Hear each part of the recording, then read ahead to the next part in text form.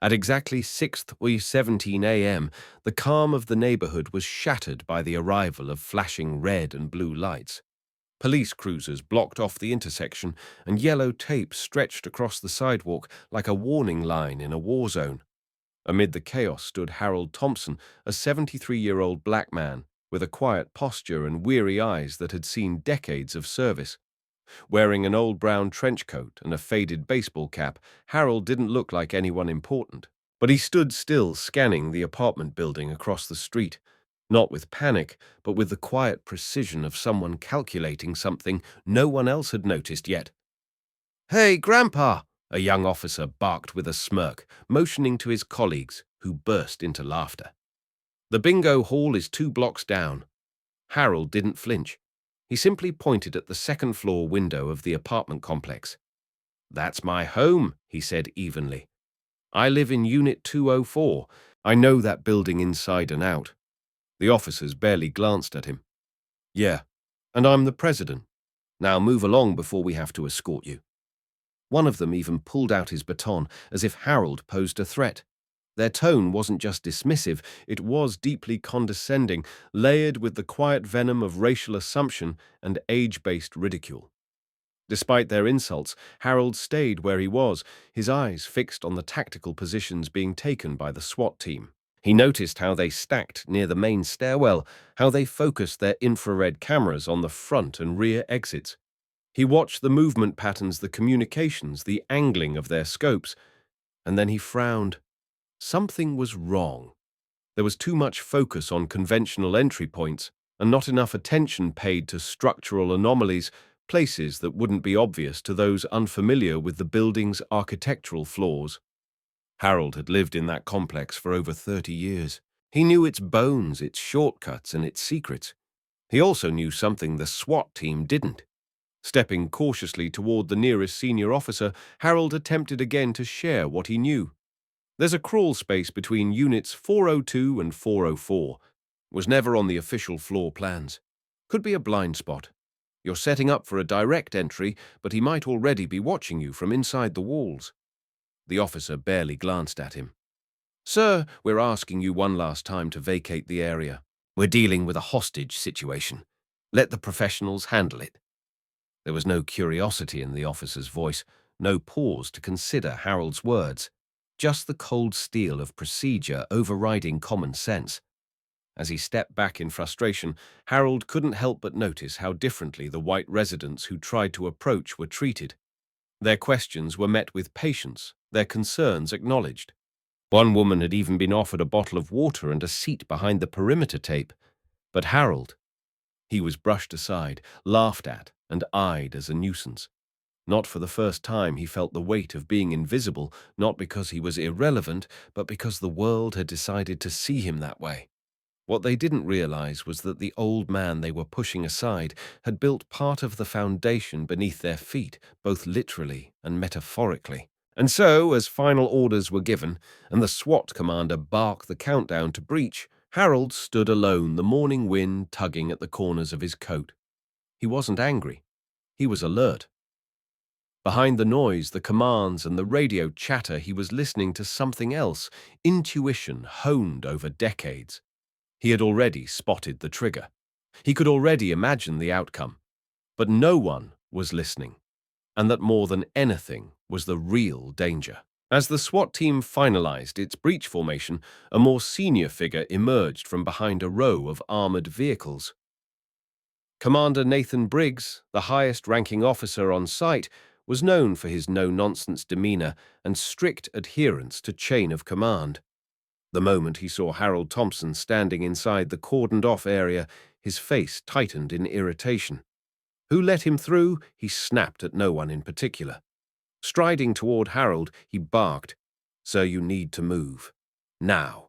We don't have time for this." But Harold didn't flinch, didn't argue. He simply looked Briggs in the eye and spoke 5 words that cut through the tension like a blade Echo Team Commander Desert Storm. The air shifted. A few of the tactical officers nearby stiffened, their expressions frozen. One of them, a grizzled sergeant with deep lines around his eyes, blinked twice and stepped back. Another looked at Briggs, visibly shaken. There were certain phrases that only a select few had clearance to use, phrases that unlocked silent codes of history, of trust, of battle-forged brotherhood. Echo Team wasn't just a unit. It was a covert branch buried deep within the Special Operations Command disbanded decades ago, records sealed. Desert Storm wasn't just a campaign. It was where Echo Team executed a black site mission that changed the course of Middle Eastern intelligence warfare. And Harold Thompson, the man dismissed as a confused old resident just moments ago, had just declared himself its commander. Briggs, visibly rattled, but trained to hide it, tilted his head. "That's a bold claim," he said cautiously. "Can you verify that?" Harold nodded slightly, then recited a string of alphanumeric codes, too rapid and specific to be improvised. One of the aides quickly relayed them to Central Command. As the confirmation came through, Briggs's face turned pale. The report identified Harold Thompson not only as a decorated war veteran, but as a field commander with authority in 5 classified missions still considered too sensitive for declassification. "Sir," Briggs began again, this time with markedly more respect. "We didn't know." Harold cut him off gently, not with rudeness, but with the composure of someone long accustomed to leadership under pressure. "You weren't meant to. Now let's focus on what matters." Pointing to the digital tablet displaying the layout of the building, Harold zoomed in on a seemingly insignificant section of window frame near apartment 402. "There," he said, tapping the screen. "Look closely at the shadows. That's not a smudge. That's a device casing. Likely a motion sensor probably tied to a primary or secondary detonation mechanism." A murmur rippled through the assembled team as the image was enhanced and verified. Sure enough, a small metallic shape sat wedged behind the blinds, subtle, deadly, and until now unnoticed. "He's watching your approach," Harold added. "You're not just walking into a trap, you're announcing yourselves with a spotlight." It was at that moment that Lieutenant Sarah Collins, a young negotiations specialist just 2 years into her fieldwork, stepped forward. She had been observing the exchange from a distance, curious but cautious. "Sir," she said gently, "if you know the structure this well and the suspect's patterns, would you consider briefing me directly? I'm leading the negotiation effort." Harold studied her expression, not skeptical like the others, but sincere. "You're the first one who's asked," he replied. The two of them moved toward the tactical map, and Harold began pointing out overlooked corridors, construction anomalies, and vent pathways that didn't appear on the official blueprints. Sarah listened intently, jotting notes, already adjusting her plan. By the time the sun had climbed above the tree line, the energy around Harold had shifted. The same officers who mocked him now stood still when he spoke. The same command that had tried to remove him now made space for him. But Harold wasn't interested in vindication. He wasn't here to prove anything about his past. He was here to prevent a tragedy. And as he worked beside Lieutenant Collins generations apart, but aligned in purpose, he felt something stir inside him that had been dormant for years. Not glory, not pride, but relevance. In a moment when lives hung in the balance, a forgotten commander had quietly become the most important voice in the room. The static on the police radio crackled like distant thunder just as a young officer ran toward the command post. His voice was breathless but urgent. "He's asking for someone named Harold Thompson," the officer said. "He says he won't speak to anyone else." The command tent fell into silence. Commander Nathan Briggs shot a glance at Harold, who stood beside Lieutenant Sarah Collins, calmly sipping water like he'd expected this all along. Derek Lawson Harold said softly, more to himself than anyone else, "I trained him. We served together in operations no one will ever read about in a history book. If he's asking for me, it's because he's already past the edge." Everyone around him froze as they realized this wasn't just a hostage situation. It was personal. "Absolutely not," Briggs snapped. "There are protocols. He's unstable and armed. We're not sending a 73-year-old man in there alone." But Harold had already removed the radio earpiece from his vest and was checking his boots for movement range. "Your protocols don't work on men like Derek," he replied quietly. "I know, because I created them. I trained him. I know how his mind works, how he'll anticipate every move you make. If you try to breach, the hostages die. But if I walk in like I belong there, like it's just another debriefing, he'll listen." With no more time to debate, and under the watchful eyes of a stunned tactical team, Harold walked alone toward the apartment building, his steps deliberate and unwavering, like a soldier reporting for duty. The front door creaked shut behind him. The stairwell was dim, lined with peeling wallpaper and silence thick as smoke. Harold didn't crouch or sneak. He simply walked with the quiet confidence of someone who had done this too many times before. As he ascended the steps, he called out, "Derek, it's me, Thompson." A pause, then a voice from behind the door of apartment 402, ragged, broken, but familiar. "Commander, is that really you?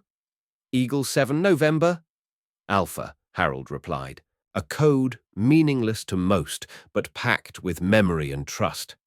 Inside the room, 3 hostages sat on the floor, bound but unharmed. Derek stood near the window, his hand hovering over a device with blinking lights. His eyes were bloodshot wild, but when he saw Harold, his shoulders sank slightly, as if gravity had suddenly returned. "Why are you here?" Derek asked. "They abandoned us, you know that. After Beirut, after the extraction, they erased our names. Said we never existed." Harold nodded slowly, his gaze moving over the room. 2 explosive devices near the windows, a third near the rear door, and motion sensors laced through the hallway like cobwebs. "I know," he said gently, "and I've been trying to warn them for years. They wouldn't listen to me either." For a second, the room seemed to hold its breath. "But you're not alone, Derek. I've been watching. I saw the signs. I recognized your pattern. That's why I'm here, not as their negotiator, but as your commander. We're not done writing our story." Derek's lip trembled, and in that fraction of a second, he looked not like a criminal, but like a broken soldier, desperate for peace. Just then, outside the building, the SWAT team began to move. Commander Briggs, fearing negotiation failure, had approved a breach. Boots hit pavement shields locked into place. But inside the apartment, Harold sensed the change. He moved quickly, faster than anyone expected, closing the gap between himself and Derek. In one swift motion, he knocked the detonator out of Derek's hand and pinned his arm to the wall, disarming him before Derek could even react. The old man moved with the precision of a machine, every muscle responding like it had been waiting for this moment. Harold reached for his radio, pressed the emergency channel, and calmly spoke 5 words that sent chills down every spine outside Red Falcon Abort. Immediately. Those weren't just words, they were a code. A Delta-level emergency phrase reserved for imminent mass casualty threats.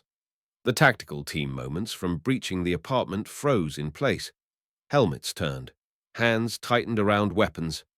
Sir, a stunned officer whispered to Briggs that phrase hasn't been used since the 90s. Meanwhile, the front door of the building creaked open. Harold emerged flanked by 3 disoriented but unharmed hostages. Behind him, handcuffed and subdued, walked Derek Lawson, head bowed like a man who had finally surrendered to something heavier than justice, truth. In the stunned silence that followed, no one asked who Harold was anymore. They already knew, and they would never forget.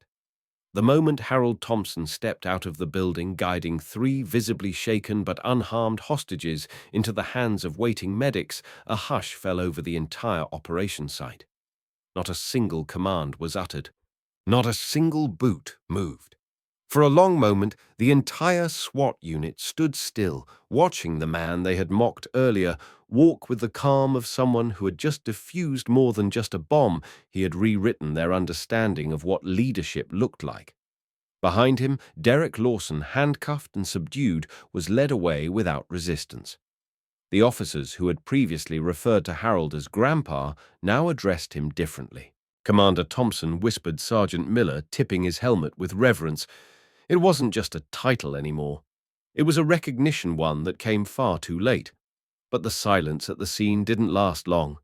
Within hours, footage of Harold's early confrontation with officers being laughed at, pushed aside, and ignored began circulating across social media platforms. Paired against the images of him leading hostages to safety, the contrast was impossible to ignore. From mockery to heroism, read one headline. The commander we almost lost declared another. TV networks aired his story nationwide. Journalists dug into declassified military records, uncovering fragments of Harold's once-buried legacy. Hashtags like Rejoins Commander Thompson and Respect is not a rank trended globally. The outrage was swift and fierce. Commentators, activists, and veterans groups condemned the racial profiling and ageism that had nearly cost innocent lives. The public demanded accountability, and this time Washington had no choice but to listen. A week later, Harold received a quiet visit from two federal officials at his modest apartment in Oak Ridge. One of them, a representative from the Department of National Security, offered him a sealed proposal. "Mr. Thompson," she began, "we'd like you to consult with us, help us track and prevent future threats from individuals like Derek Lawson. Your insight could be invaluable." Harold opened the folder, glanced at the paperwork, then closed it without a word. "You abandoned us," he said. "You erased our names and let us fall through the cracks. Now that one of us explodes back into your headlines, you want a quick fix." The second official leaned in. "We're asking for your help, Commander." Harold paused, then replied, "I'll help if you fund a national program for forgotten veterans. Real treatment, real reintegration, not just headlines." It wasn't an easy negotiation. The numbers were steep. Harold demanded retroactive medical care, PTSD treatment, housing support, and psychological rehabilitation for all veterans involved in covert missions whose records had been sealed or denied. He requested not just a task force, but a permanent agency. "We called it Echo Team. Back then," he said. "Call this one the Sentinel Program. We watch over those the system forgot." For a moment, the officials hesitated. Budgets would need to be reallocated, policy approvals would be needed, but public opinion was boiling, and the last thing the government wanted was another viral expose. Within a month, the paperwork was signed. Harold was appointed Director of Operations for the Sentinel Program, and Derek Lawson, he became the first participant, not a prisoner, but a patient. The Sentinel headquarters was housed in a nondescript federal building downtown, but inside it was anything but ordinary. Veterans from decades of Black Ops missions, long considered missing dead or dishonorably discharged, began to appear, some in wheelchairs, some addicted, others emotionally shattered. Harold greeted each one personally, not with pity, but with the firm handshake of someone who had stood where they stood. "You're not a file," he told them. "You're a soldier, and soldiers deserve closure." Slowly, the healing began. Some spoke for the first time in years, others cried in silence, but all of them knew they were no longer forgotten. The Sentinel Program wasn't just an agency. It was a second chance born from the dignity of one man who refused to disappear quietly. News outlets continued to follow Harold's journey, though he often avoided interviews. "I didn't do it for the cameras," he once told a reporter. "I did it because Derek could have been me. In another year, in another moment, I could have broken too." The reporter asked if he felt vindicated. Harold shook his head. "Justice isn't when they finally listen to you. It's when they make sure the next person won't be silenced." Outside Sentinel's entrance, a bronze plaque was mounted beneath the U.S. flag.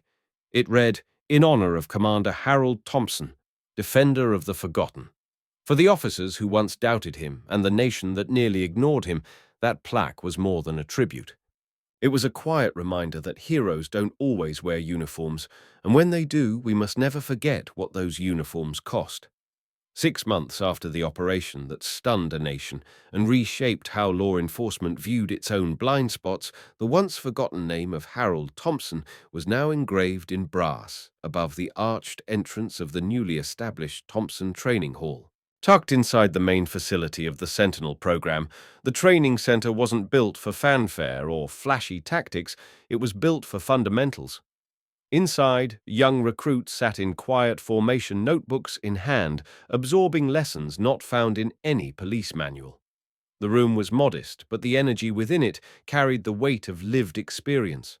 At the front, Harold stood without a badge, without rank insignias, but with a presence that made even the most confident cadet sit straighter.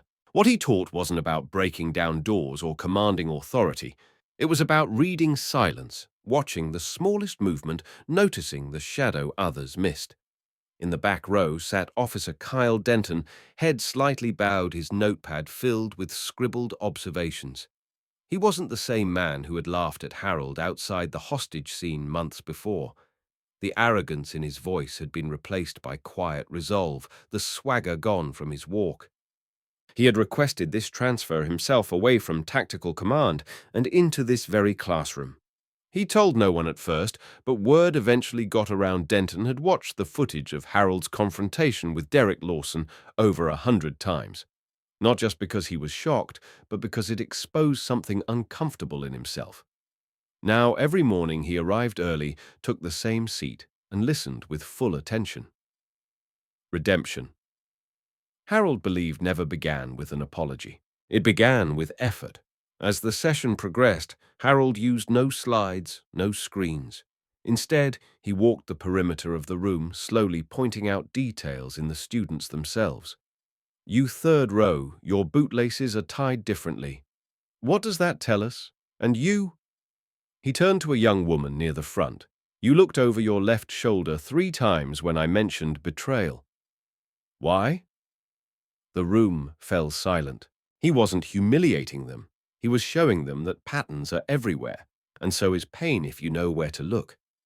His voice remained low, almost reflective.